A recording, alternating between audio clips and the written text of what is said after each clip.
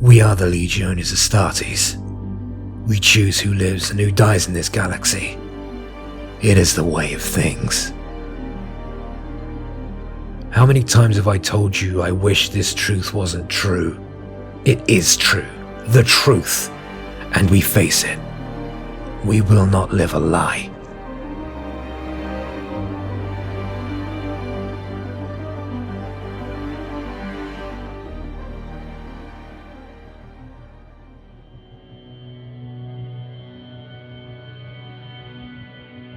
I have never pretended to be anything but weak, Khan. I do not enjoy war, yet I fight. I do not relish torture, yet I inflict it. I don't revere the gods, yet I serve their holy purpose. Humanity's weakest souls will always cling to the words, "I was just following orders." They cower behind those words, making a virtue of their own weakness, lionizing brutality over nobility.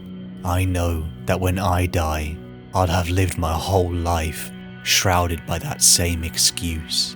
A bearer of the word, captain of the serrated sun, the Crimson Lord, Lorgar's truest son, a figure of myth to a legion corrupted by dark gods, a man who stared into the abyss of the warp and saw its truth stare back. But who is Argel Tal?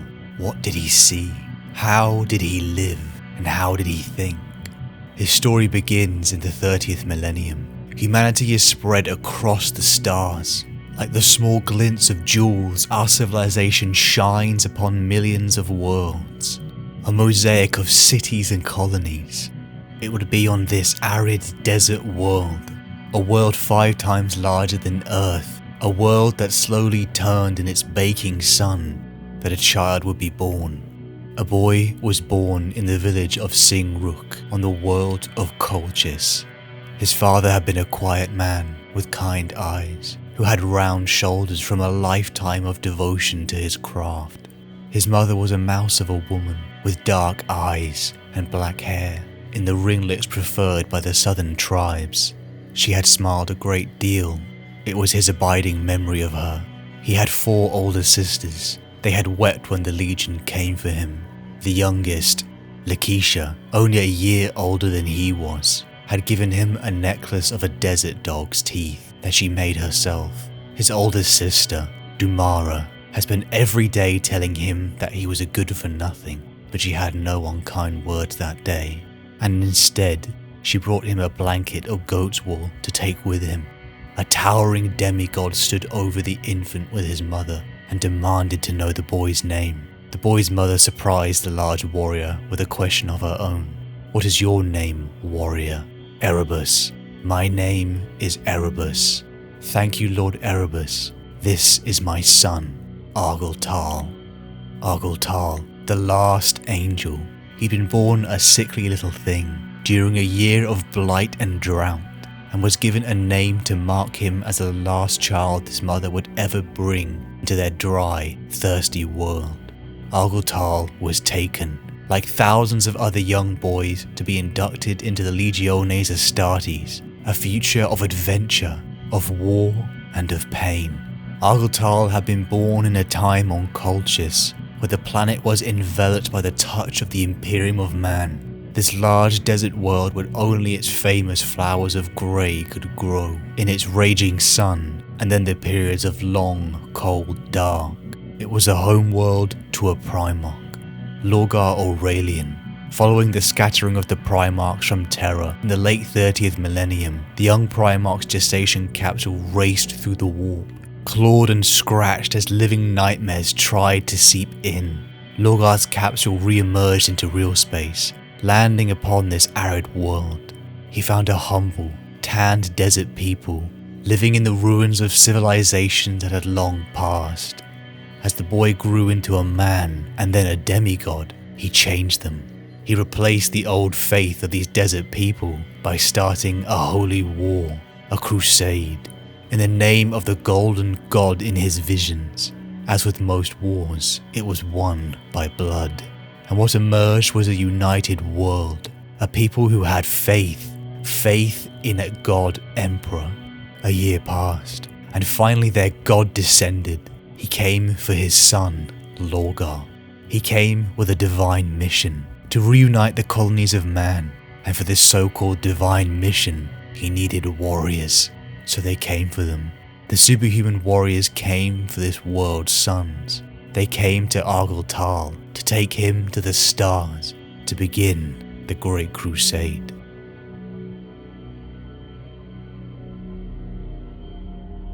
The 17th Legion, the Imperial Heralds, encompassed by the words, "If we kill everyone who resists us, then we will reign over a kingdom of ashes." The 17th Legion were more than just warriors. From their creation following the unification wars on Terra, they sought to bring the enlightenment of the Imperial truth. A legion who took its belief so zealously that it became the source of their pride. These superhuman warriors who were also scholars. The Legion cut a swath across the galaxy for decades, bringing world upon world into compliance. And then they received the news. Their Primarch, their Gene Father, the source of their transformation had been found. The Emperor and the Great Crusade's borders reached Colchis. The Legion, raised upon its atheistic belief, laid eyes upon their Gene Father, and it was almost overwhelming. You can imagine the sensation of standing before a Primarch. The tears begin to well up. Your heart starts racing. You feel as if you are standing before perfection, like you were before the most incredible thing. Even the transformed Gene Sons from Terra felt as if they were standing in front of a roaring sun. Many legionaries finding they could only endure his presence for small periods of time. Like with many of his brothers, Lorgar began to reshape his legion into his image. The 17th listened to him, to his wisdom, his faith. Lorgar believed his father, the Emperor of Mankind, was a god. He was powerful beyond measure. Look at what he had achieved. Remember the presence of him. Might made right. Over decades his teachings began to permeate his sons. Perhaps the idea of them being part god appealed to them, whether they would admit it or not. It would be a legion, swayed by divine faith, that Argel Tal would join. The new recruits from Colchis were taken in their thousands, the last time most would ever see their children, each family devastated, but comforted knowing that their sons were joining the ranks of angels. Argel Tal was taken by Erebus, the first chaplain of the now newly consecrated Word Bearers Legion. Argel Tal was trained day and night for years in battle simulations, physical training, and in the teachings of Lorgar's holy word, the Levitico Divinatus. After years of shaping, he was ready. They laid him down on a cold table, and they cut him open. They attached new organs to his body, the gene seed of the demigod Lorgar.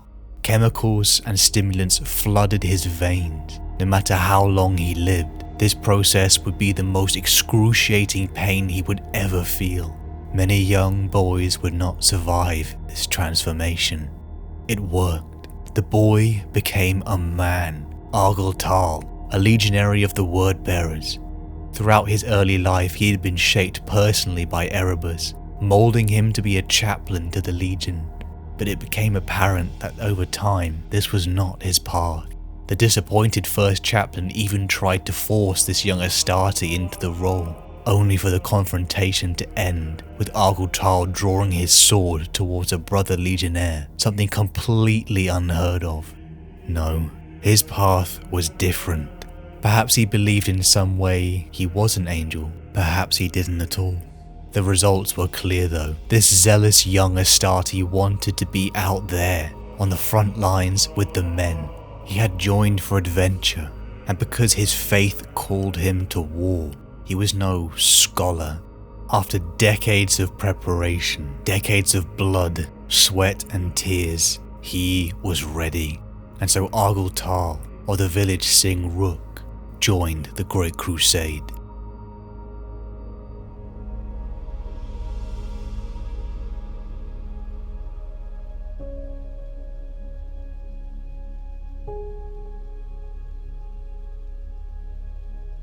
Faith. Faith is to believe what you do not see. The reward of this faith is to see what you believe.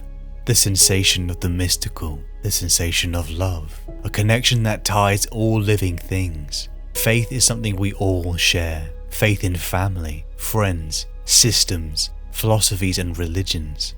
Why is it that we are all so attracted to faith? Perhaps because religious or not. Humanity is driven by the escape of death. Most people aren't afraid of death. They are afraid that their life meant nothing, that it had no purpose. Are you afraid to die? Unremembered? Forgotten? It is easy to see why Lorgar, Argel Tal, and the Word-Bearers took great comfort in the fact that their actions were divinely mandated. The Great Crusade, a holy war to spread the kingdom of their god, the Emperor. They were his angels, just doing God's work. Argel Tal joined the Great Crusade, assigned to the Serrated Suns chapter. He was a man now, marked by his tanned skin, showing his desert world origins, and his vibrant ocean blue eyes that would come to see a lot in the coming centuries. All that training was put to the test, and he fought countless numbers of horrific xenos species and non-compliant human colonies. Warzone after warzone, Argel Tal took to the front lines, showing a particular skill in hand-to-hand combat, excelling with his infamous dual red swords. But the 17th Legion were different. They were building a kingdom for a god. They were more than warriors. They were scholars. They were priests. As Argel Tal and the Word-Bearers found these distant human worlds, they didn't just perform their duty. They went beyond. They stayed. They preached the good news. They brought the worship of the Emperor to their compliant worlds. These so-called angels in grey armour built churches, held ceremonies. They taught their wisdom to these isolated colonies of mankind. Argel Tal had rejected becoming a chaplain. His nature was too straightforward, too honest. He had no gift for speeches, but he did believe. Faith is to believe what you do not see. The reward of this faith is to see what you believe. He believed that the Emperor was a god. He felt the effect of Lorgar's presence. He believed it, so he saw signs where others would not. The decades of the Great Crusade progressed. Argel Tal over countless battlefields began to prove himself, finding renown amongst his legion, and even friendship and respect with others, such as with Khan of the World Eaters. He shed blood and sweat for decades, and when the time came, there was only one clear choice for the captain of the 7th Assault Company. With his brothers Zafin, Malnor, Torgal, and Merenkar by his side, the Serrated Sun chapter fought its way across the galaxy. Argel Tal and his men grew into grizzled veterans of the Great Crusade, their mind tempered by a soldier's wisdom, but their hearts singing with the faith of the Emperor. But nothing lasts. In the latter decades of the Great Crusade, the Legion received a distress signal from the city of Monachia on the world of Kur. Monachia was the Legion's crown jewel, the perfect city, a place in unwavering dedication to the God Emperor. When Argel Tal and the Legion arrived, they were ordered by Rabute Gilliman of the Ultramarines to muster on the surface. The temple city had been utterly destroyed. Lorgar was enraged, screaming at Gilliman for his heresy. Argel Tal and the Legions tensed, sensing this was going to escalate, until a pure, golden, beautiful light erupted in front of them. The Emperor had arrived. "You are not a false angel," the girl said again. She was clearly hesitant, still not looking directly at the Astarte as she rose on shivering legs. Argel Tal took a step closer, offering his hand. The young woman didn't take it. She didn't even acknowledge it. The warrior's eye lens displays flickered with crude biosigns analysis that Argel Tal had no need to see. The female's condition was obvious, from her juttering facial bones, the patches of raw, discolored skin decorating her body, and her limbs were shaking in a manner that had nothing to do with fear. You're on the edge of malnutrition, said the captain. And the wounds on your hands and legs are grievously infected. This last was an understatement, given the spread of flesh corruption below the knees. It was a miracle the girl could still walk at all. Amputation was a very real possibility. What color is your armor, Angel? She asked. Answer me this question, I beg you. The word-bearer withdrew his offered hand. And you are blind, the warrior said. Forgive me for not noticing before.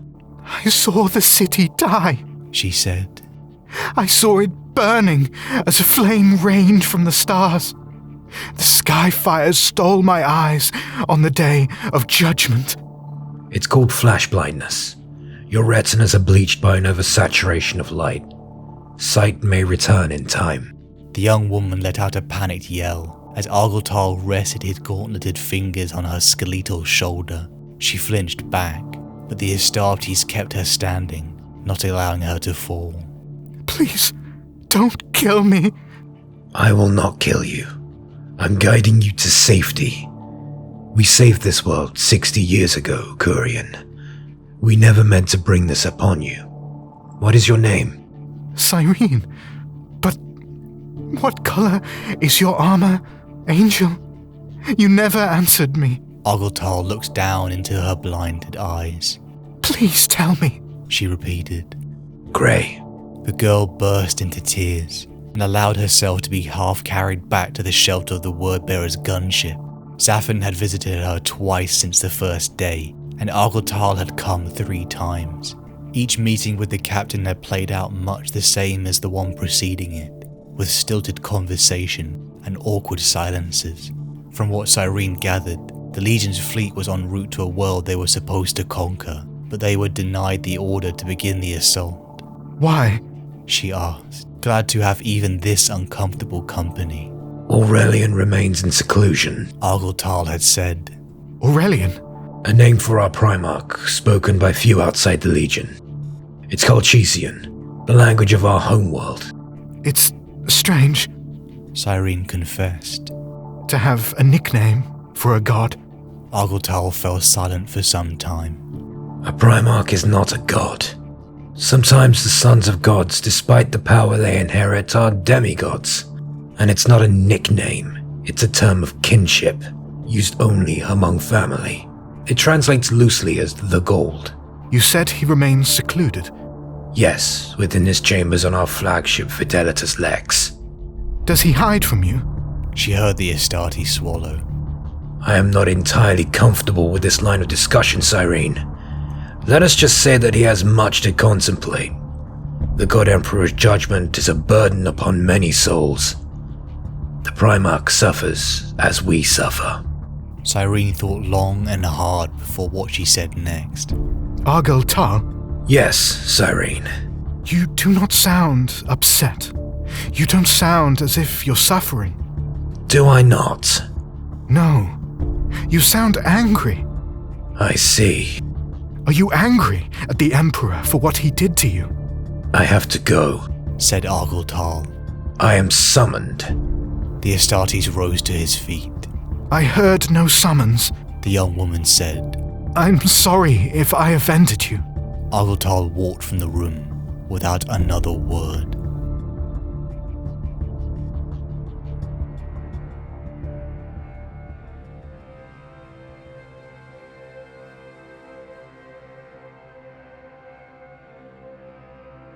The Emperor, their god, had descended onto the world of Kur.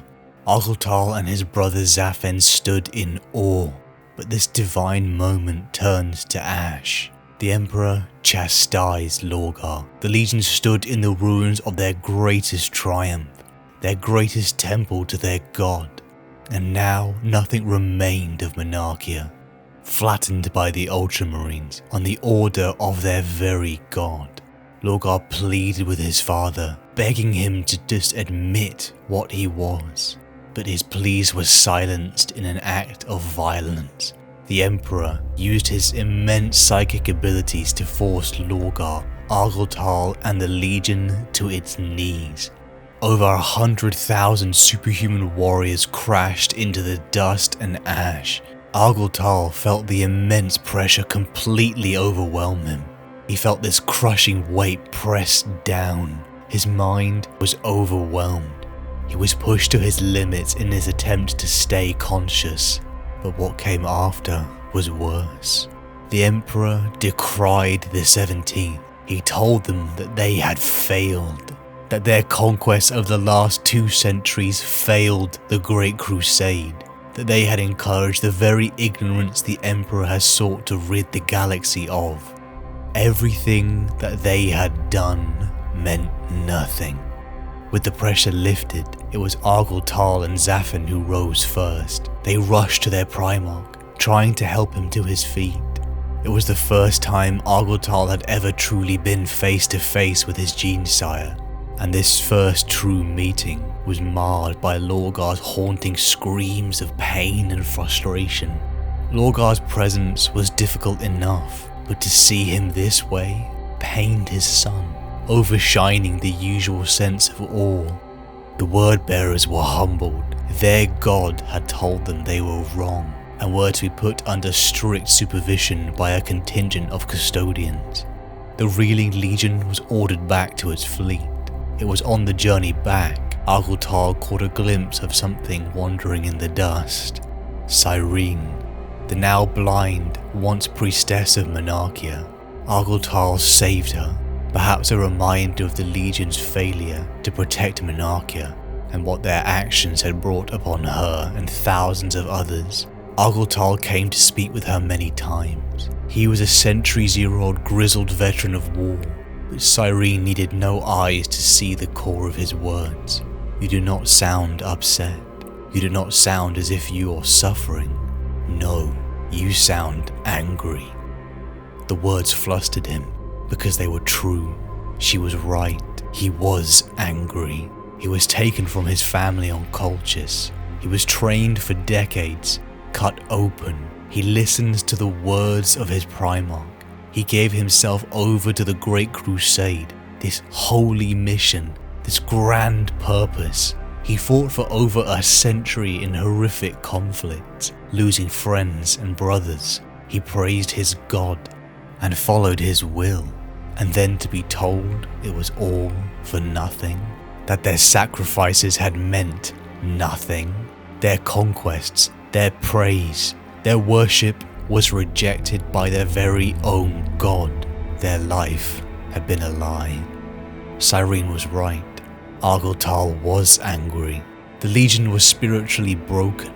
Lorgar had been in seclusion for weeks. The only sign of hope came from the chaplains when they changed their armor's tint to a midnight black. They began to spread the word that some changes were coming directly from Lorgar, Corferon and Erebus. The reeling Legion needed to heal. They had let out some of their anger on passing non-compliant worlds, but they needed to renew, to prepare for their future. So Argel Tal and the Legion set their course to Segmentum Pacificus. They were returning to Colchis.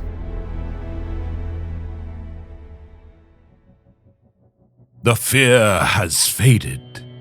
I am no longer afraid, I am inspired. You cannot hide it from me with mere words, brother. And you are right to fear what may come to pass. You stand upon the precipice of destruction, and still contemplate a path that will send you falling over the edge. I understand your pain. Everything you achieved on Colchis was for a flawed faith. Every compliant world is one your Legion must revisit and reshape. But you cannot live in fear of making another mistake. Lorgar said nothing for several moments. At last, his shoulders slumped. You could have helped me, Magnus. The word-bearer's Primarch lifted his hands away and walked back to the wine table. We could have taken the pilgrimage together and sought the place where the stars are stained by divine influence. You see into the great ocean better than anyone else. You could have been my navigator. Magnus narrowed his good eye. In sympathy, the puckered scar marking the absence of his other eye pulled tight. What do you intend to do, Lorgar? You have no idea of what you seek. I will continue the Great Crusade. Lorgar smiled, taking another swallow of the dark wine. I will cast my fleet across the galaxy and bring every world we find into compliance. And as we sail the heavens, we will be as pilgrims, seeking a holy land. If there is truth behind the legends so many cultures share, then I will find it. And with it, I will enlighten humanity. Magnus said nothing. Disbelief robbed him of speech. Lorgar drained the wine. It stained his golden lips again. I will apply my legion's full strength to the Great Crusade, and never raise another monument in the Emperor's image. I will do it all under the watchful eyes of his custodes' war dogs. Surely there is no harm in recording ancient tales of faith from the cultures we encounter. You yourself assured me that they were all false. Father said the same. I am leaving, Magnus said again, and moved to the center of the room, resting his gloved hand on the great leather-bound book chained to his belt. The Primarch looked back at his brother. They would not meet again for almost 40 years, and the galaxy would be a very different place by the time they did. They both sensed this. It carried between them in that lingering stare, half challenge, half plea. What swims within the great ocean that you've always kept from us? Lorgar demanded, teeth clenching. What secrets hide within the warp? Why do you spend your life staring into it if there's nothing there? What if I asked our father about your secret travels into the ether? Farewell, Lorgar.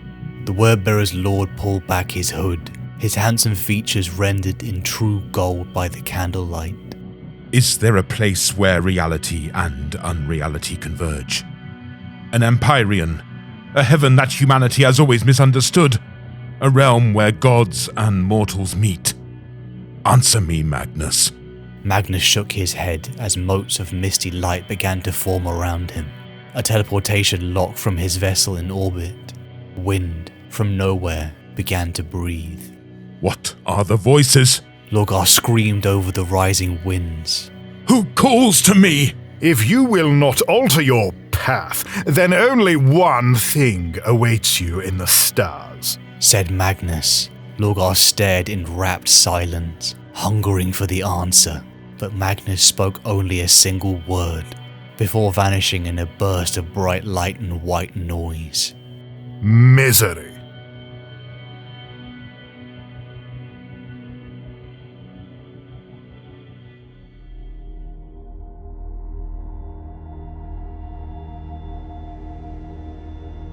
Faith or knowledge. Faith is to believe, even when you do not see.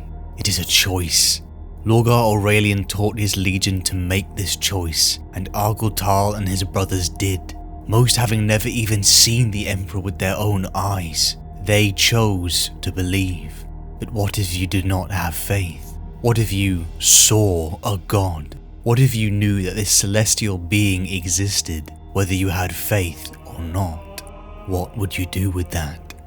What choice would you make with this revelation? Argel Tal had faith in the Emperor.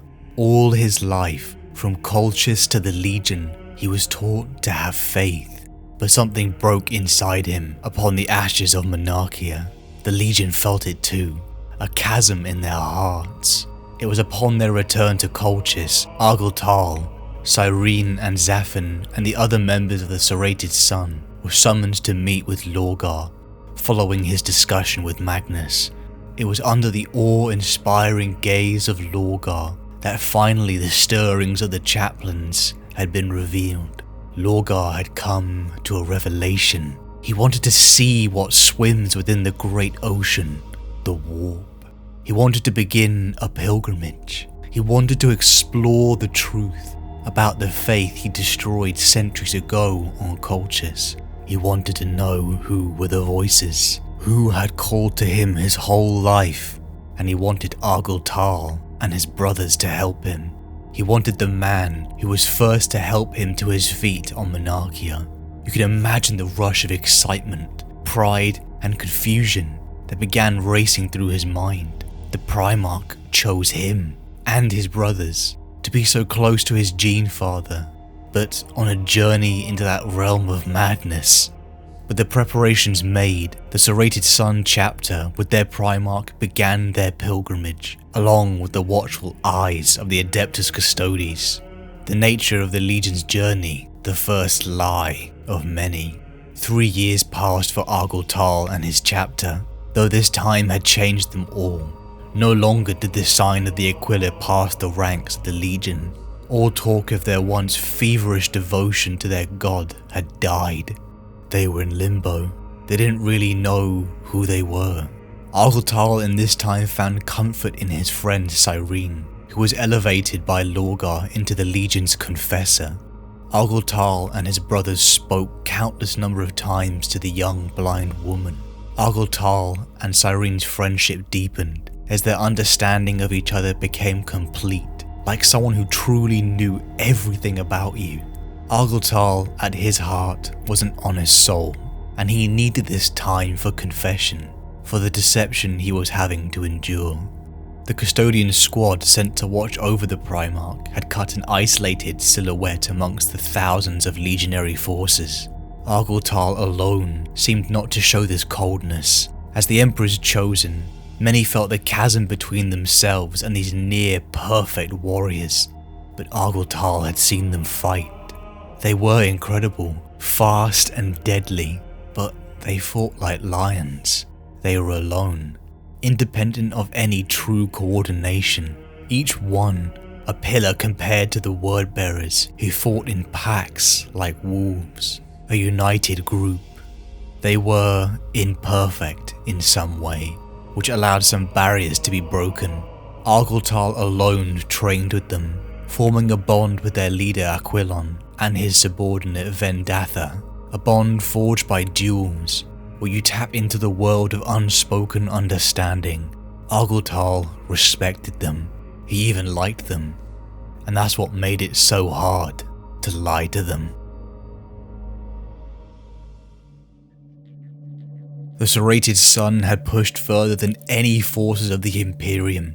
They found themselves edging closer towards an infamous silhouette, a warp tear on a scale unseen, a tear that will one day be known as the Eye of Terror. The journey was grueling. The Serrated Sun had lost several chapters to the unforgiving warp tides. Argel Tal and his brothers lost many friends and comrades that they had shared countless battlefields with, never to be seen again. It was upon the Orpheo's Lament cruiser with his Primarch that this pilgrimage found a world, one impossibly close to this immense warp rift. The planet was Cadia, a luscious and beautiful world, impressing Argel Tal and his custodian friends. Lorgar and his contingent headed down to the surface, but not to the vast rich plains. They headed to a small, dry, barren desert, where they found the inhabitants of this world. They found people. They found a tribal human society, led by a woman named Ingithel. But something almost immediately took Argel Tal and his men by surprise. Ingithel welcomed them to their world. In Colchisian, she spoke their language. This was perhaps the first time Argel Tal may have felt some concrete truth to this pilgrimage, to its credibility, and to the faith in it. The word-bearers also found writings written in Colchisian, but yet strangely enough, only the sons of Lorgar could read them. Lorgar and the Serrated Sun spent time with these native Cadians, much to the disgust of the custodians. Ingithel spoke to Lorgar about the truth of the universe, the primordial truth. Argel Tal found his Primarch falling deeper and deeper into the words of these primitives, whilst he gave it no credence. Weeks passed until everything changed, when Argel Tal and the custodian Vendatha went to retrieve the Primarch from a cave in which the so-called primitives were performing a ritual for him. To their shock, they found Lorgar situated in the centre, and the natives danced with horrifying fervour. surrounded by people who had been sacrificed upon stakes. Argel Tal began to panic. What were they doing? How could his Primarch allow this to occur? He pleaded with his Gene Sire to leave, but Lorgar's cold, uncaring eyes were locked upon the ritual. When these heretical natives asked for a sacrifice from Lorgar, Vendetta had enough and attempted to arrest the Primarch and bring him before the Emperor. A fight broke out, and Vendetta managed to kill 3 word-bearers before being brought down by Argel Tal and Zafin. Argel Tal was enraged. How could all of this have happened? What madness is this? He had just struck down a friend. No truth was worth this. Then the worst of all came. Vendetta was barely breathing. His panicked eyes met Argel Tal's. The Cadians began to take off his armor, and as the enraged Argel Tal screamed at them to leave his friend, Lorgar stopped him. All I ever wanted was the truth. The word that had encapsulated Lorgar rang true. Lorgar wanted the truth, irrespective of how he had to achieve it. Argel Tal pleaded, but Lorgar silenced him, telling him he would kill him if he disobeyed. So Argel Tal stood there, horrified, as the Cadians staked his friend, completing the ritual. The woman Ingethil exploded in a storm of violence, light and raw energy shaking the foundations of reality, and what was left before Argel Tal and Lorgar was this horrific, mutated, bestial creature, a nightmare that lurked in the human psyche. Ingethil the Ascended. The creature began whispering. It told Lorgar he was on the path to truth. It needed Argel Tal and his brothers for the next part of the journey, to the place where gods and mortals met.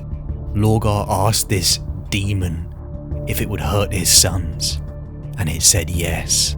Yes, it would.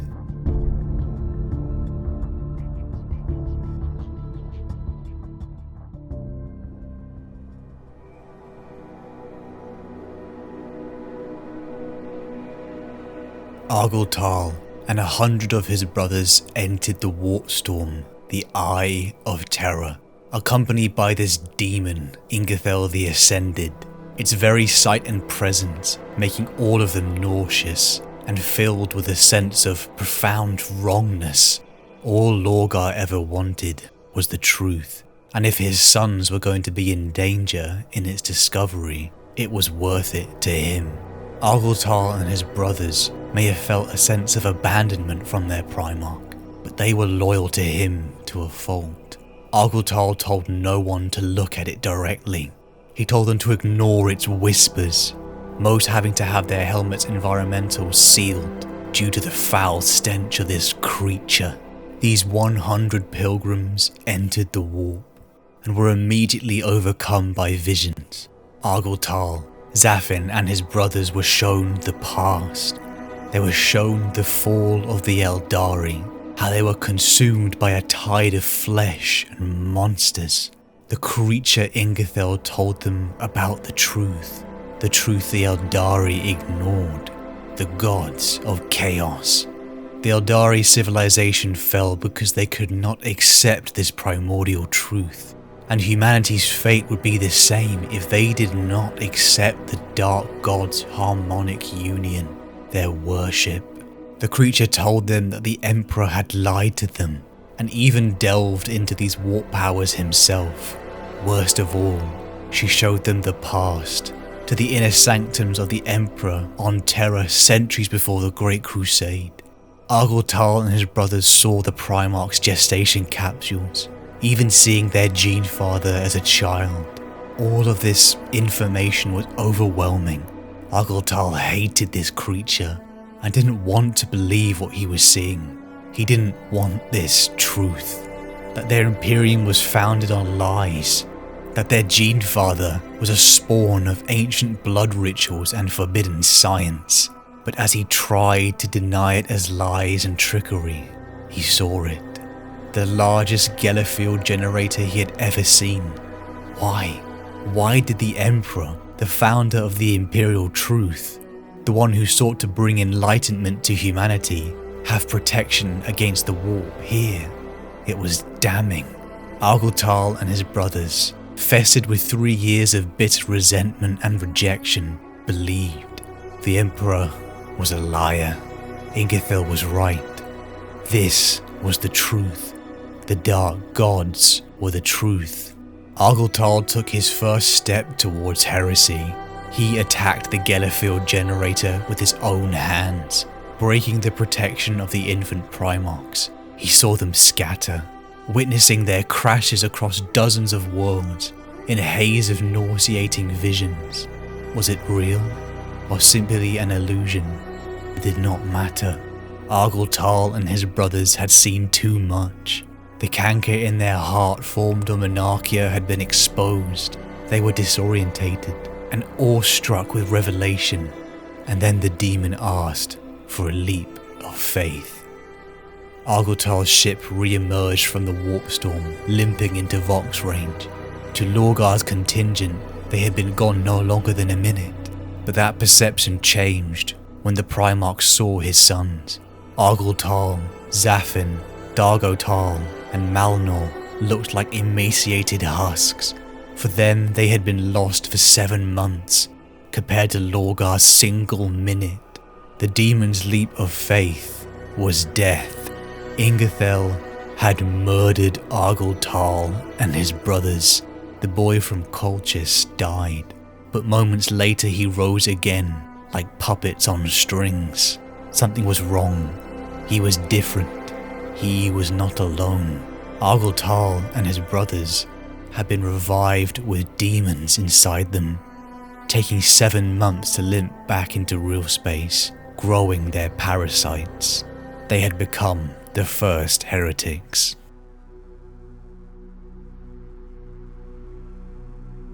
I do not wish to speak of Cadia, sire. You already know everything I know that transpired on the surface.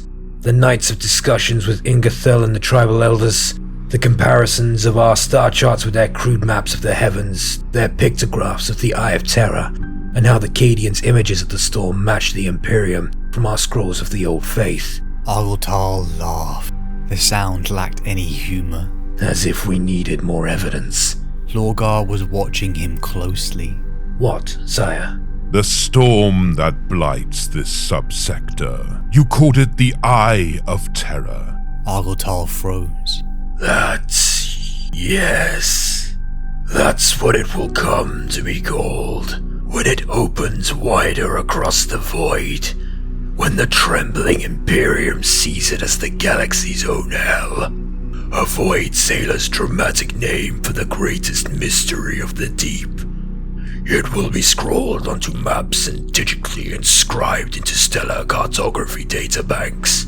Humanity will give it that name, as a child names its own simple fears. Argel Tal. Sire. Who is speaking to me now? That is not your voice. The captain opened his eyes. He did not recall closing them. It has no name. Lorgar didn't answer at once. I believe it does. It has identity as strong as yours, but it slumbers. I sense its dissipation within you. You absorb it into the cells of your body like... Here he paused again. Argel Tal had often wondered what it was like to see all life on every possible level, even the genetic one. The lives and deaths of billions of barely measurable cells. Could all Primarchs perceive thus, merely his own? He had no idea.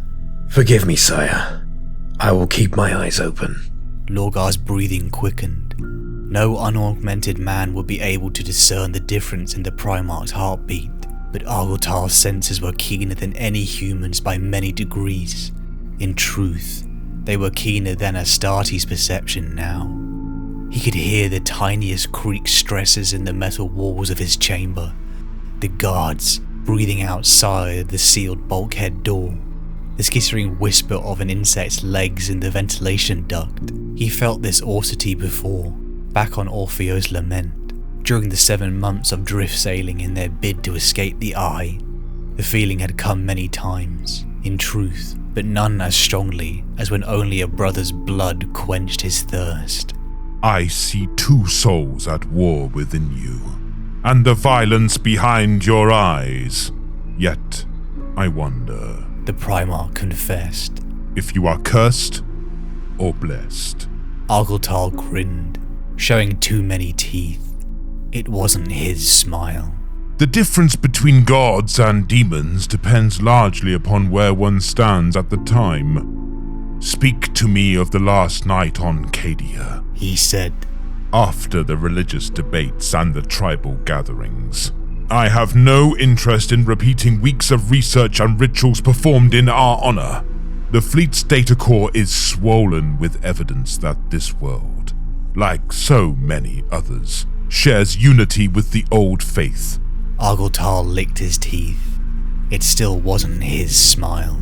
None so close. No, none as close as Cadia. What do you wish to know, Lorgar? Here the Primarch paused, hearing his name leave his son's lips with such a casual disregard. Who are you? He asked, neither threatened nor fearful, but not quite at ease. We are Argel Tal. I am Argel Tal. You speak in two voices. I am Argel Tal, the captain said through clenched teeth. Ask what you will, sire. I have nothing to hide.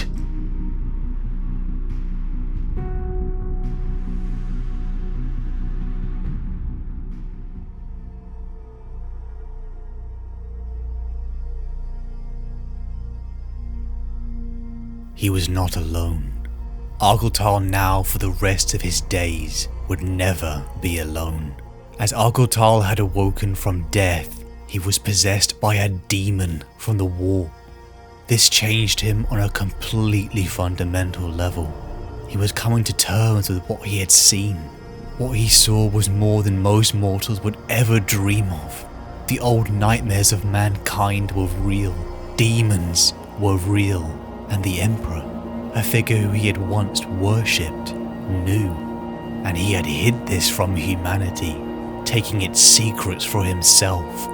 This primordial truth was real, but Argel Tal didn't like it. Such as with the Cadian ritual using the blood sacrifice of his friend Vendatha. Was the truth worth it? During Argel Tal and his brother's 7-month trudge back to real space from the Eye of Terror, the people they were before had died too. Since these demons had infested their bodies, the 100 word-bearers felt this hunger within them. They felt the desire to consume blood. After months, their numbers began to whittle down because they began to feast on each other. Argel Tal himself killed and drank his own friends till they were nothing but husks. Only less than half of their number remained. Lorgar rewarded these survivors, these sons who had endured more than any other. These possessed marines were reformed into the Galvorbrak, the Blessed Sons. Their armor was tinted a deep crimson to reinforce their specialty. Argel Tal and his brothers had found the truth. Now they had the task, no, the responsibility to bring this primordial truth to all of mankind, to save them. Lorgar and his sons prepared for war. They prepared for the ascension of mankind. Decades passed. Argel Tal had risen the ranks and in favor with his gene father. Argel Tal and his brothers spent nearly 50 years laying down the groundwork for their Primarch's vision. Argel Tal spent many countless nights over these years with his friend Cyrene. It had been a long journey since their first meeting upon Monachia. He had told her everything of his discoveries, the revelations, how his thoughts plagued on whether his obedience to his Primarch was his choice or something innate within, and the primordial truth. It was all heavy, but Argel Tal had a friend to help him carry these burdens. Argel Tal, his brothers and Cyrene after decades had become figures of reverence. Cyrene, the blind blessed lady, and Argel Tal, the Crimson Lord, adorned in his unique armor. The word bearers were playing a long game of deception, and there was one that Argel Tal found the hardest to lie to: Aquilon, their accompanying custodian captain. Argel Tal and Aquilon had bonded over training, even before Cadia, but after nearly 50 years this had blossomed into friendship. The custodian, who had fought like a lone pillar, had broken this barrier with the Crimson Lord. Over the decades they began to fight like wolves together, each moving in perfect synchronization across countless battlefields. Argel Tal alone earned Aquilon's trust. He was the honest, talented warrior from Colchis, a kind of genuine warrior that anyone could understand. If only Aquilon could see the depth in which this Crimson Lord failed his assessment. If only he could see how the Crimson Lord allowed dark rituals to take place in the bowels of his ship, torturing poor innocent souls in the name of disrupting the communications between the custodians and Terra, all for the dark gods. The time had come. After decades plotting in the shadows, the time of great change had come. Fighting upon a non-compliant world, side by side with Aquilon, Argel Tal stumbled. Black blood poured from his mouth, almost filling his helmet. The demon that had been resting within Argel Tal over the decades was stirring. Many times over the years, Argel Tal had heard it whisper to him. It had a name: Raum. This feeling of once a parasitic bond had changed over time. It felt more like a part of him, like a half of one whole. This union between a human and a demon was sacred to his new faith, to his Primarch, and was something to be revered, though a part of Argel Tal still found some disgust at it, like he was disappointed that this was the truth. Raum long ago had told him that the time of awakening would come. He even told him that they were destined to die in the shadow of great wings. A vision corroborated when Lorgar saw Argel Tal's death upon Terra to the Primarch Sanguinius in his visions. It was something Argel Tal had accepted as the truth of the gods.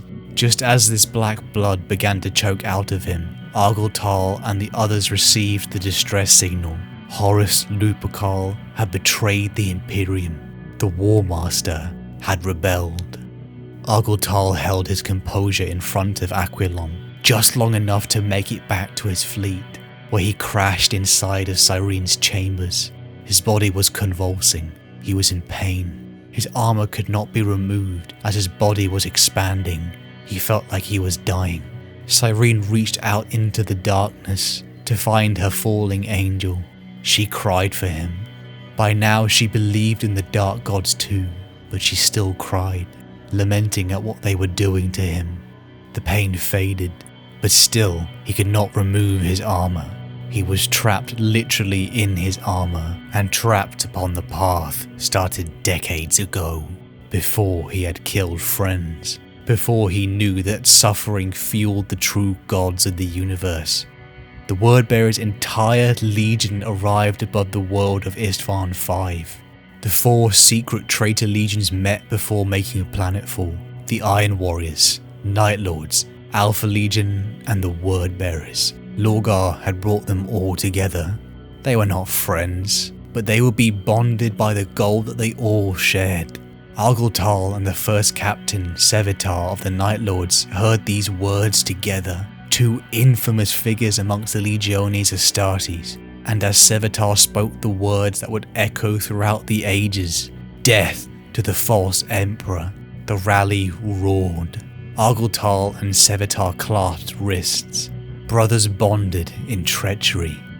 Argel Tal and his Galval Brak were deployed to the surface as part of the reinforcement wave following the Salamanders, Iron Hands, and Ravenguard.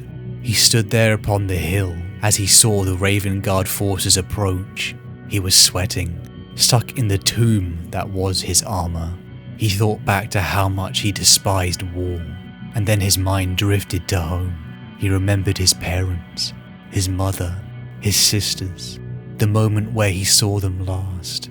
He wondered what would they think of him now, that perhaps he was a coward for following a path that required so much blood. He asked for forgiveness, and then the gun line fired. The Raven Guard were cut down like blades of grass. Argel Tal gave in to his other half. He let Raum take over. Their bloodlust bubbled to the surface. Their armor cracked open. Claws and spikes jutted from their and the other Galvalbrak's form. Their teeth enlarged.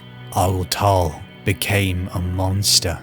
The outside reflected the heart within. He began ripping through the ranks of his once legionary allies, in one of the most brutal conflicts in all of the Imperium's history.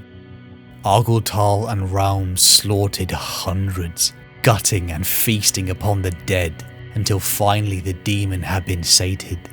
Finally Argel Tal's body shrunk down, and he was able to remove his helmet, breathing in the ash and air of betrayal. But something immediately caught his attention. Aquilon had discovered their betrayal, and he was heading for Cyrene.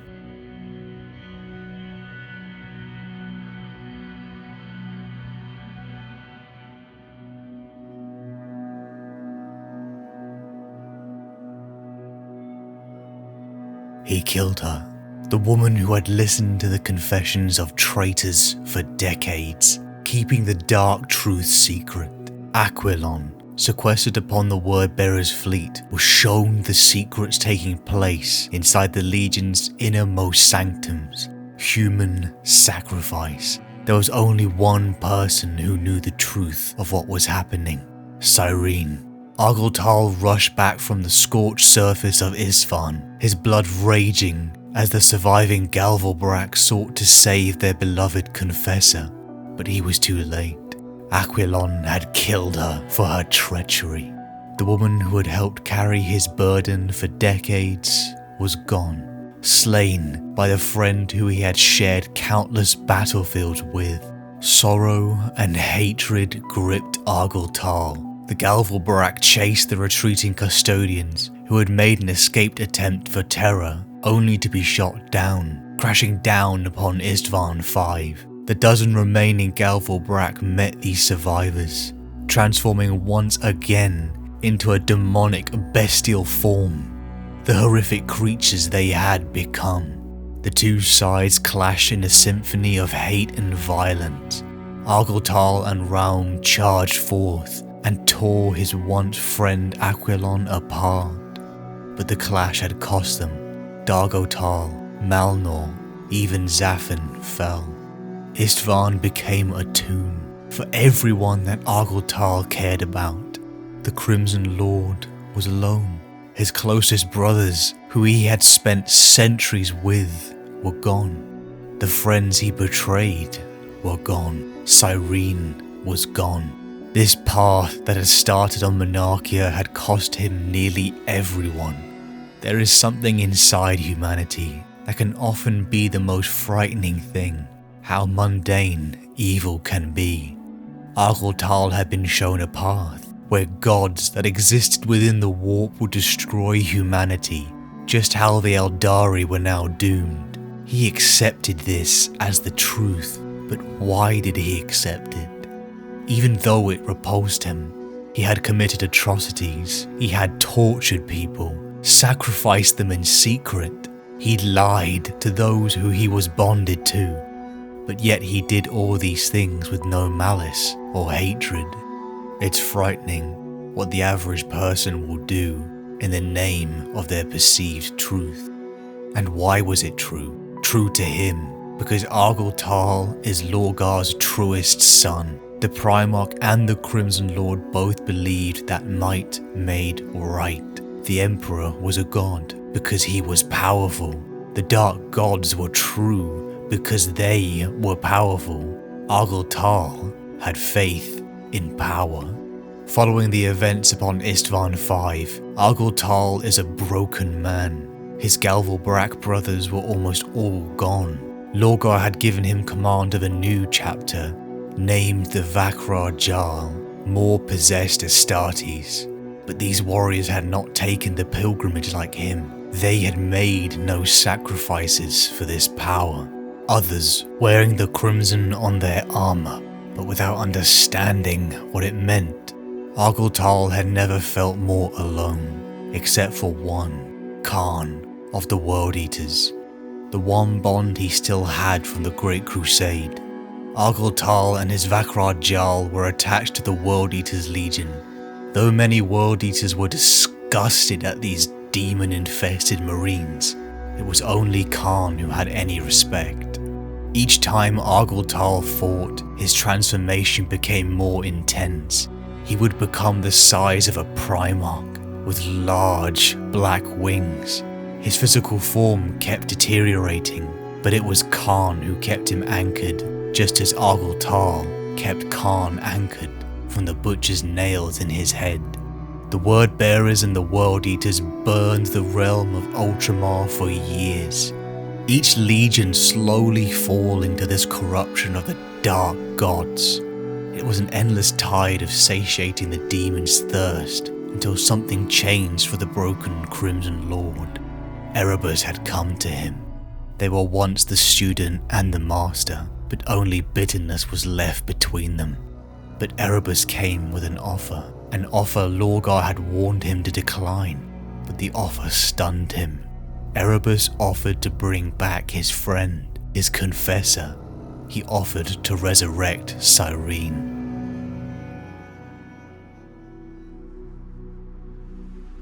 Brother, Khan spoke softly, so as not to interrupt the vileness taking place before him. He could hear drumming on the deck above and weeping from another chamber nearby. A plague on this wretched vessel, this ship of faithful damned. Argel Tal turned with a low thrum of active armor joints. His twin voices were pitched low, leaving his human voice almost as soft as the demon's whisper. What? Khan inclined his crested helm to the chanting beggars. Will they survive this ritual? He asked, his tone edged. The word-bearer looked back to the muttering choir. I don't know. You don't know or you don't care? I don't care, Argel Tal admitted. You'd kill them to save her soul. Khan wouldn't back down. Is that who you are? Argel Tal breathed out a rueful sigh. It might be. I don't yet know. I'm willing to become it to bring her back. The World Eater gestured to the chanting mortals. Chains rattled on his braces as he swept his arm to encompass them all. This is how it begins, Khan said. This is how the coldness you so despise in Erebus first takes root in you. Argel Tal shook his head. Don't act as if this is new to either of us. As though neither of us has butchered hundreds of innocents, young and old, with our own hands. This isn't a game of selective morality, Khan. We slaughter the innocent and guilty alike, whether they hold lasguns, bolters, or cower in their homes holding only each other. I lost each time I killed civilians. Khan gritted his teeth. Lost to the nails. You can lie to yourself and your legion, but not to me, brother. Even if you were lost, does that excuse what you have done? Does it make everything better as you tore those men, women, and children apart? Did any of their screams even once turn to understanding smiles? Did they reach up during their own massacres to give you their blessings, forgiving you for the fact you can't control your own rage? Argel Tal looked back to the preparations as he continued. We are the Legiones Astartes. We choose who lives and who dies in this galaxy. It is the way of things. This is murder, said Khan. Not war. Murder. Just because we are soldiers in a war zone, it is no less murder if we slaughter unarmed civilians. The context is irrelevant, but I will not argue with you. He nodded towards the remains on the altar.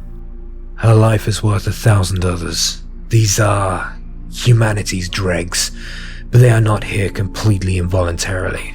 Look at them. You'd not think twice about breaking their skulls open if they were in your way. The only reason you're roused to disgust now is because this heathen ritual makes your skin crawl. Khan had no reply. His brother knew him too well. It makes mine crawl as well, Argel Tal confessed. How many times have I told you I wish this truth wasn't true? But it is, Khan. It is true. The truth. And we face it. We will not live a lie. Despite their surroundings, Khan felt himself at risk of smiling. You sermonize well, brother. You should give more speeches to the 17th. Argel Tal shuddered, his gaze never leaving the mouldering bones. I am no preacher. Khan fell silent. One minute he'd tell himself he would interrupt the rite by drawing his chain blade and threatening Erebus's life. The next he'd confessed to a curiosity of his own. Fierce, even in the face of the distant drums and the chanting that pressed against his senses like an unwelcome smell.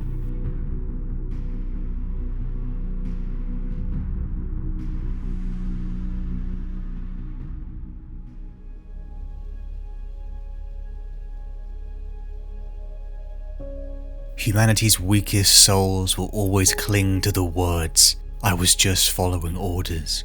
They cower behind those words, making a virtue of their own weakness, lionizing brutality over nobility. I know that when I die, I'll have lived my whole life shrouded by that same excuse. Cyrene returned. Erebus had found her soul within the warp and dragged her back to her decaying corpse in real space. Argel Tal was overjoyed. He had lost so much, and with Cyrene's return, a piece of his humanity returned with it. Cyrene's resurrection also returned her sight. She saw Argel Tal for the first time in her life. Argel Tal's lesson from Istvaan had been that he could lose those he cared for at any moment, which is why Erebus's departing words caught his attention. The first chaplain told the Crimson Lord that his friend, his honor brother Khan's life was in danger, and he would die on a world with grey skies. Argel Tal had once admired Erebus, until their feud with his destiny as a chaplain came between them. For a century since, it had been a distant dislike for each of them, but since the start of the heresy, all had come to see Erebus's conniving ways, but yet a part of him believed he was telling the truth. The fear of Erebus being right about Khan tapped right into his weakness. The heresy had raged on for years. It had been centuries for the boy born on Colchis, a boy raised in the beating sun of a desert world, to a quiet but loving family. He had been immersed in faith since his birth, until he was taken by his world's angels. Erebus took him to join the holy war of their god. Argel Tal was trained, he was educated, and he was cut open and augmented, enduring excruciating pain. He was told the Emperor was a god, that he was powerful beyond measure, and that he should worship him. Then the boy became a man. Argel Tal, the word-bearer, Astarte of the chapter of the serrated sun. He began a journey of war. He fought terrifying Xenos and non-compliant human worlds over decades in countless battlefields. He had brothers who admired this honest, straightforward speaking Astarte, but then his world collapsed. When in the ashes of Monachia, his god shamed him. His god told him his achievements, his mark of immortality in the galaxy was all for nothing. Cyrene was right. He was angry. He resented his god. The shame left a hole in his heart, one that was filled by a truth that disgusted him. The Chaos Gods.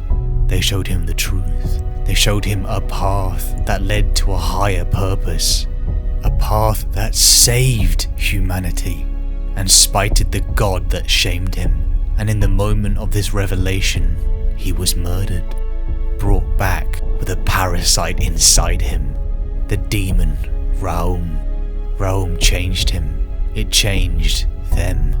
Argel Tal thirsted for blood, even killing a friend because of his thirst.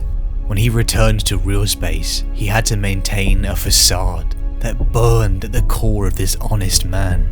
And then everything changed on Istvaan. He gave in to the demon, and the outside reflected the heart within. He became a monster, the first heretic. He lost nearly everyone he cared for on that world. He became walking dead, a husk of a man. Only a thread of the original man was still tethered to this world, with his bonds to Khan. With Cyrene's return, Argel Tal had learned to hold on to those he still had. The Word-bearers and the World Eaters in the latter part of the heresy turned their attention to Nuceria, the Primarch Angron's homeworld, and began to burn it. When a surprise counter-offensive was launched by the Ultramarines, Argel Tal's fears overtook him. He clung to Khan in his demonic form, using his body to shield him from dozens of mortal blows, having to occasionally fight the berserker lost to the nails himself. Argel Tal and Raum were a bloody mess, but Khan still lived, a friend protected. As the battle died down, Argel Tal stood atop a crashed cruiser when his once master appeared from the shadows. Erebus approached.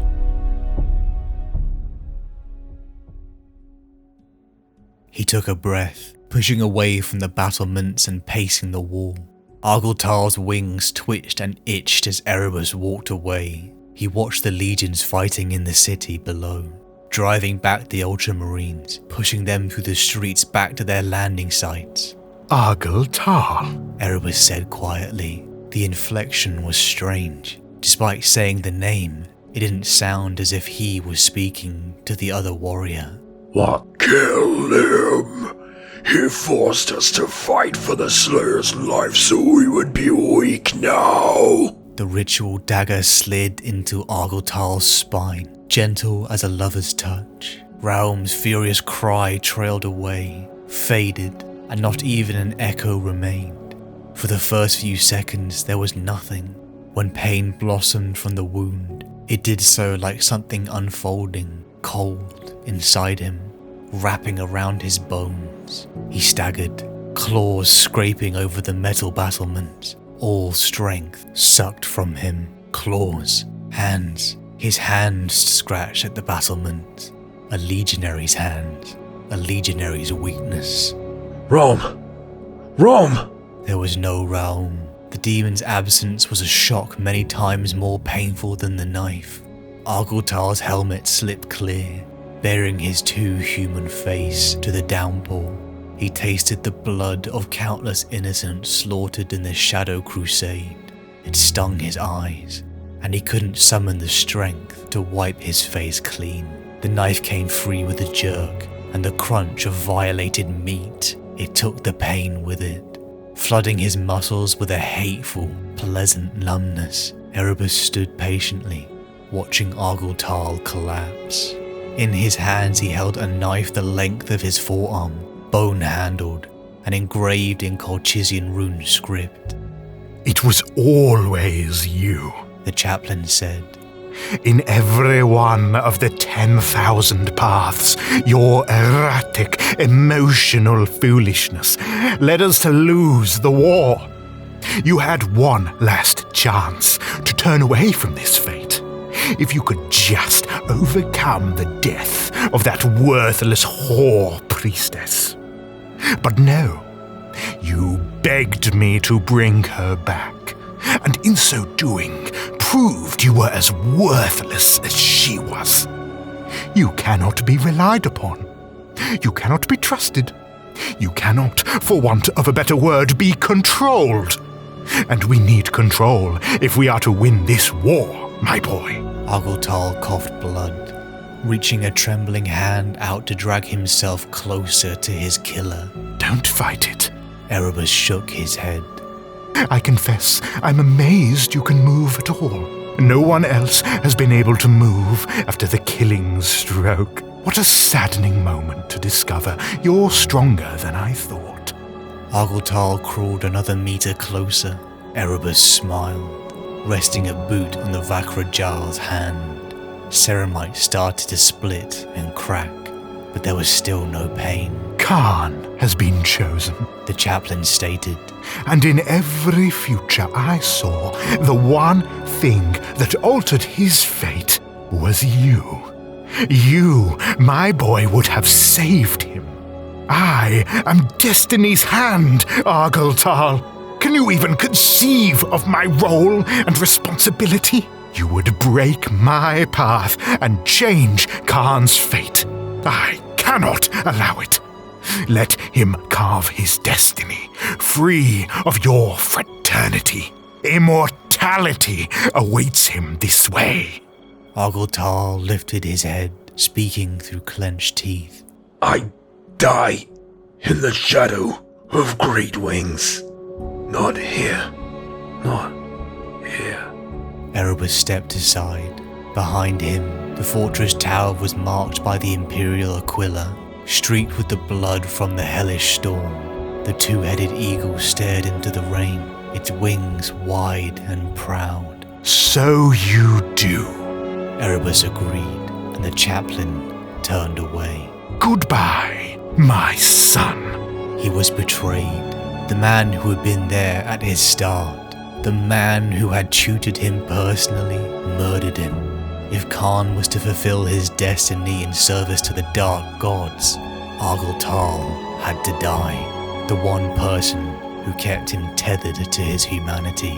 In the shadow of great wings, the boy from Colchis passed from this world. The man who wanted to be honest, but was burdened with lies. The man who hated war. The man who killed thousands for a so-called truth. Lorgar Aurelian's truest son. The captain of the serrated sun. The Crimson Lord. Argel Tal.